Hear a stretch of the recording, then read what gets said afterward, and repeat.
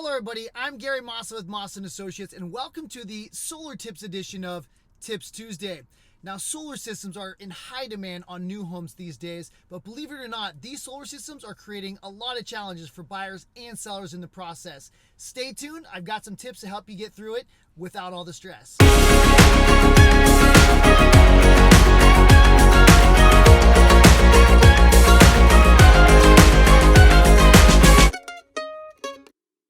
Thanks again for coming back with me today. Now let's talk solar. As you can imagine, solar systems on homes when people are buying homes are in high demand.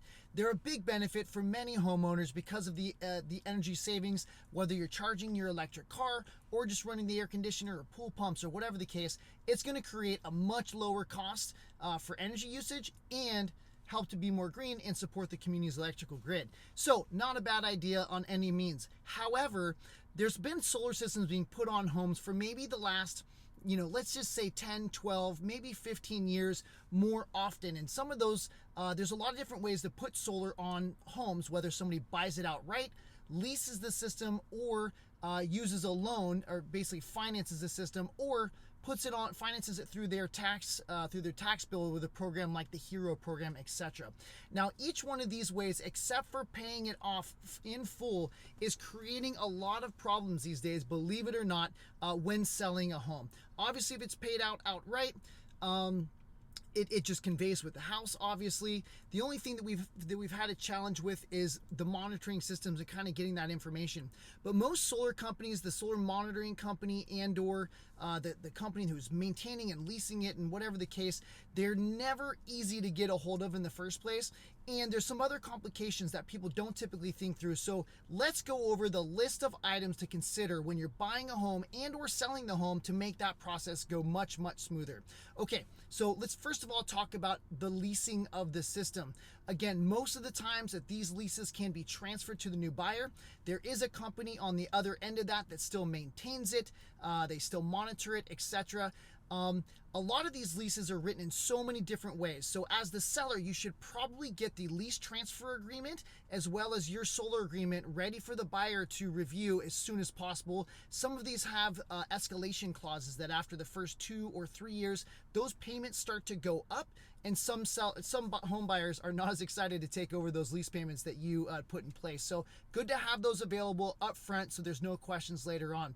Now, there's also a situation where there's like the lease buyout. So you lease the system, but it's full paid for system, prepaid system ahead of time. We're dealing with one of these right now. Now, again, everything's kind of like already in motion. The prepayment's there. You don't typically have to talk with the company as often as the other lease payment because you're making their payments to them.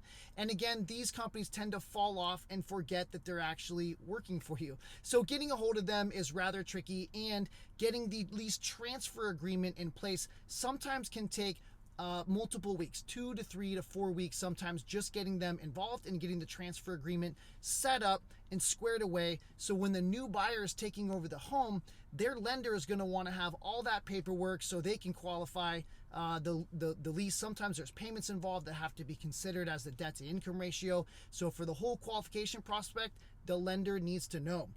Now, another transaction that we're in right now as well is where the seller has put on a solar system and they've financed it. So they did a loan on the property.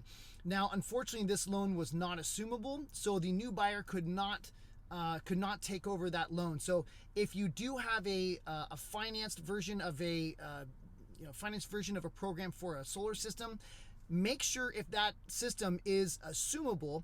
Otherwise, you, the seller, will have to pay that off, or somebody will have to pay it off before it closes, whether the buyer agrees to do that or the seller has to do that. But that's a payment that, again, could be tens of thousands of dollars that you don't want to have to accidentally make without realizing it until the last closing minutes of the transaction.